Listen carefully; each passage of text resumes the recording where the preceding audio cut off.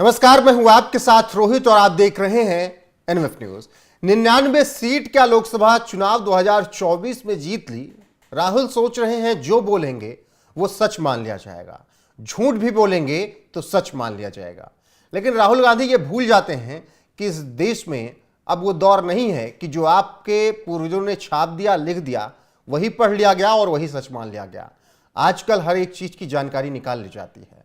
राहुल गांधी आजकल ये बताने में जुटे हुए हैं कि अयोध्या बीजेपी इसलिए हारी क्योंकि वहां पर नाच गाने का प्रोग्राम करवाया गया था, प्राण प्रतिष्ठा नहीं थी।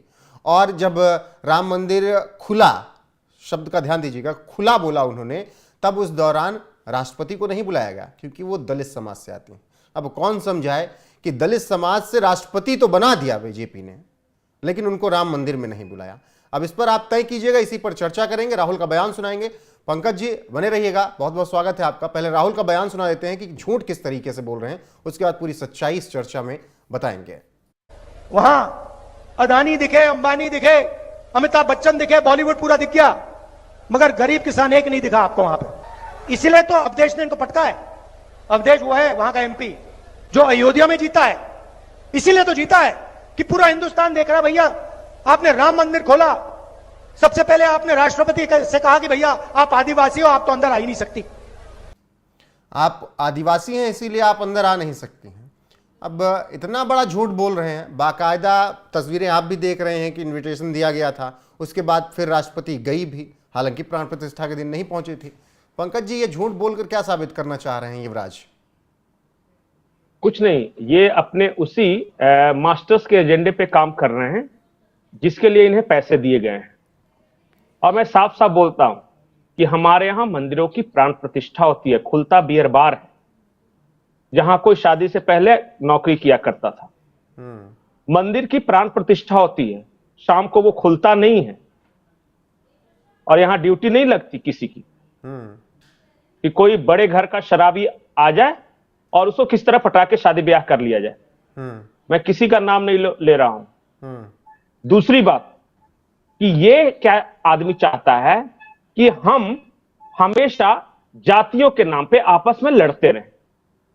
इस देश का इतिहास है कि जब मंडल कमीशन की सिफारिशें लागू की गई तो सबसे पहला विरोध कांग्रेस ने किया और खुद इनके पिताजी राजीव गांधी ने किया।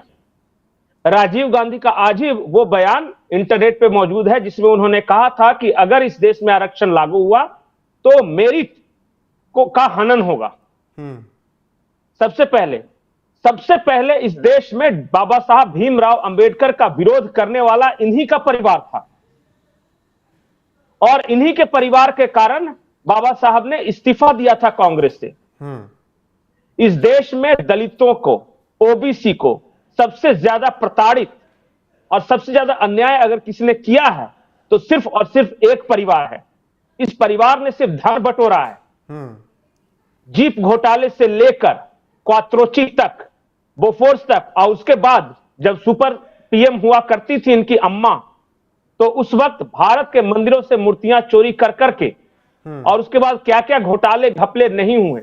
नहीं पंकज जी, एक तरफ तो राहुल मैं बता रहा हूं बोल ही रहे हैं, एक तरफ तो राष्ट्रपति ये आदमी, बिल्कुल मैं ये समझना चाहता हूं कि जिस बीजेपी पर आरोप लगा रहे हैं कि राष्ट्रपति को दलित आदिवासी होने के नाते राम मंदिर में नहीं आने दिया, घुसने दिया, हालांकि बाद में वो गई, दंडवत होकर प्रणाम किया। अगर बीजेपी को यही करना होता तो बनाती क्यों राष्ट्रपति? यही तो कभी नहीं बना दिया। यही तो कष्ट है कि इस देश में पहली बार एक ओबीसी जो कि गरीब घर से पैदा होकर आया वो प्रधानमंत्री कैसे बन गया। इस देश में पहली बार एक दलित कैसे प्रधानमंत्री बन गया था, ये रामनाथ कोविंद। बीजेपी जब जब आई तो उन्होंने दलितों को, आदिवासियों को, ओबीसी को आगे क्यों किया? प्रधानमंत्री और राष्ट्रपति जैसे पद पे कैसे बैठाया? ये तो मीरा कुमार को लोकसभा स्पीकर बना के ही खुश थे, तालियां बटोर रहे थे। देखिए, खुद में ताकतवर शख्स कैसे पद पे आ सकता है? देखिए, अगर इनका चुना हुआ कोई ओबीसी बन जाता है जो कि दंतहीन, नखहीन वगैरह होता ना, जी मैडम करता रहता, तब तक कोई आपत्ति नहीं थी। ये आदमी कह रहा है कि दलितों, आदिवासियों को इस देश में नहीं मिला। इस देश के जितने भी बड़े दलित नेता पैदा हुए हैं, एक से बढ़कर एक, सारे के सारे कांग्रेस विरोध के बाद ही नेता बने। जब तक वो कांग्रेस में रहे, गांधी परिवार के नौकर बने रहे। मैं शुरुआत से बोलता हूं, राम मनोहर लोहिया कांग्रेस के घोर विरोधी, चंद्रशेखर तब प्रधानमंत्री बन सके जब कांग्रेस का विरोध करते करते वो वहां तक पहुंचे नेता। और वीपी सिंह को मंडल आयोग की सिफारिशें लागू करने के लिए समर्थन वापस किसने लिया? इसी कांग्रेस ने लिया। डॉक्टर भीमराव अंबेडकर से लेके, लालू यादव से लेके, मुलायम सिंह यादव से लेके, कांची राम से लेके, मायावती से लेके, सारे के सारे कांग्रेस विरोधी थे। और कांग्रेस का विरोध जब किया तभी ये दलितों और ओबीसी के नेता बन सके। क्यों? क्योंकि उस वक्त कांग्रेस जब इनके परिवार के अंदर थी तो वो सामंती विचारधारा की पार्टी थी और ये राजा की तरह ये राज कर रहे थे। इन्होंने 15 परिवार बना रखे थे जो घूम फिर कर पूरे भारत पर राज करता था। दिल्ली में गांधी परिवार, जम्मू कश्मीर में फारूक अब्दुल्ला मुफ्ती का परिवार, बाद में इन्होंने चुन लिया मुलायम सिंह का परिवार उत्तर प्रदेश के लिए, मायावती को उसके लिए क्या क्या नहीं किया इन्होंने। बिहार में लालू का परिवार, तमिलनाडु में करुणानिधि का परिवार, उसके बाद हर राज्य के लिए एक परिवार चुन रखा था इन्होंने कि यही परिवार ऐसे राज करेगा। 15 परिवार उधर, दिल्ली में एक परिवार। और इन्होंने नियम ऐसा बना दिया था कि देश में सुप्रीम कोर्ट का जज भी सिलेक्टेड परिवार से बनेगा। बाकी लोग कहां गए? कहां गए दलित? कहां गए आदिवासी? आज जब ये सत्ता से दूर हुआ तो कह रहा है कि हम ये कर देंगे, वो कर देंगे। आपने बताइए कि आपके पिताजी ने, आपकी दादी ने, आपके परनाना ने विरोध किया था कि नहीं आरक्षण का? खुलेआम बोलिए। और आज क्या ये सच नहीं है? क्या ये सच नहीं है कि इस देश में जब मंडल आयोग की सिफारिशें लागू की गई थी तो उसको काउंटर करने के लिए राजीव गांधी बाकायदा सरकारी प्लेन से दूरदर्शन पे लाइव टेलीकास्ट हो रहा था, राम मंदिर का ताला खुलवाने पहुंचे थे। और आज यही इन्होंने शुरुआत की थी उस चीज की। और आज यही राहुल गांधी हर दिन राम मंदिर को लेकर जहर उगल रहे हैं। मैं कहूं कि नाच गाने का प्रोग्राम था, नाच गाने का प्रोग्राम बता रहे हैं, मंदिर खुल रहा है। ये आदमी और इनका परिवार के बारे में बताता हूं कि जब बिहार में दलितों का नरसंहार हो रहा था तो कांग्रेस सरकार को समर्थन दे रही थी, लालू यादव के सरकार को।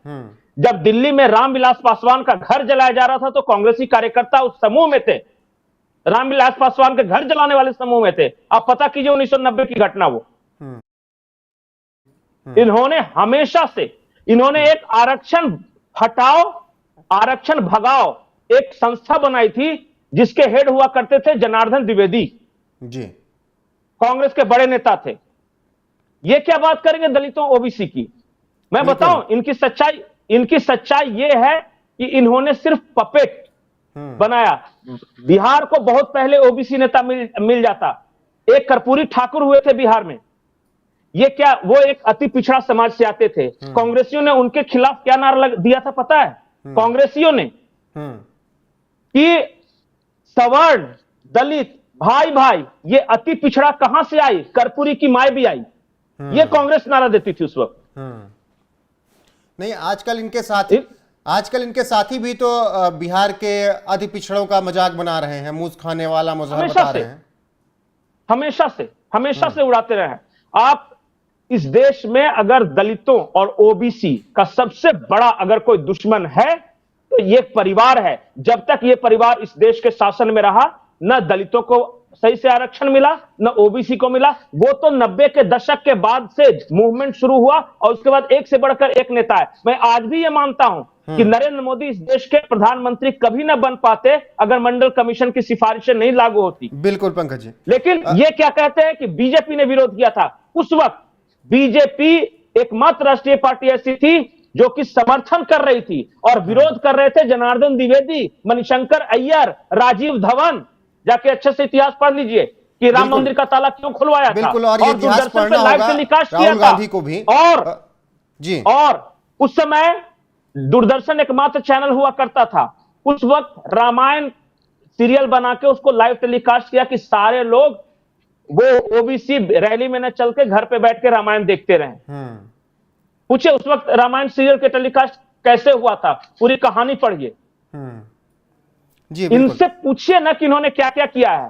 बिल्कुल। आज राहुल गांधी कहते हैं कि मैंने इतिहास में दलित ओबीसी राजाओं की कहानी नहीं पढ़ी, जबकि मैं बोलता हूं कि भारत के सारे लगभग पुष्यमित्र शुंग छोड़ के सारे राजा दलित या ओबीसी थे। एक भी राजा सवर्ण नहीं था, ब्राह्मण नहीं था, सिर्फ एक पुष्यमित्र। चंद्रगुप्त मौर्य क्या था? चंद्रगुप्त विक्रमादित्य कौन थे? पूरा एक कोई भी बड़ा राजा आप ले लीजिए।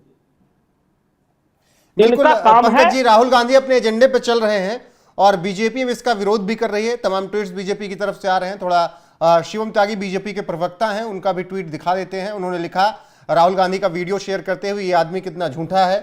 राहुल गांधी आदिवासी राष्ट्रपति द्रौपदी मुर्मू को राम मंदिर और संसद भवन उद्घाटन में शामिल होने की अनुमति नहीं दी गई, ऐसा कह रहे हैं। लेकिन सत्य यह है कि राष्ट्रपति को मंदिर समिति के अध्यक्ष और विहिप नेताओं ने समारोह से 10 दिन पहले व्यक्तिगत रूप से आमंत्रित किया था। यह सच्चाई है। शिवम त्यागी ने यह ट्वीट किया, जिस पर अब लगातार बहस हो रही है। पंकज जी, आप जिस तरीके से विस्तार से बता रहे थे कि कांग्रेस ने जो इतिहास बनाया, जो इतिहास में लगातार ये बताने की कोशिश की कि मुगल सर्वश्रेष्ठ थे, आज राहुल गांधी भी वही बात कह रहे हैं। कहीं ना कहीं अपने पूर्वजों को कटघरे में खड़ा कर रहे हैं कि दलितों और पिछड़ों का इतिहास हमें नहीं पढ़ाया गया जब मैं पढ़ाई कर रहा था। और राम मंदिर को लेकर राहुल गांधी जिस तरीके से बातें कह रहे हैं, दलितों का मसीहा बनने की कोशिश कर रहे हैं, निश्चित तौर पर देश समझ रहा है कि राहुल गांधी का एजेंडा क्या कुछ है। पंकज जी, इस चर्चा में जुड़ने के लिए आपका बहुत बहुत शुक्रिया। आप दर्शकों की यहां पर जरूरत है वीडियो को शेयर करने की, लाइक करने की, चैनल को सब्सक्राइब करने की। नमस्कार।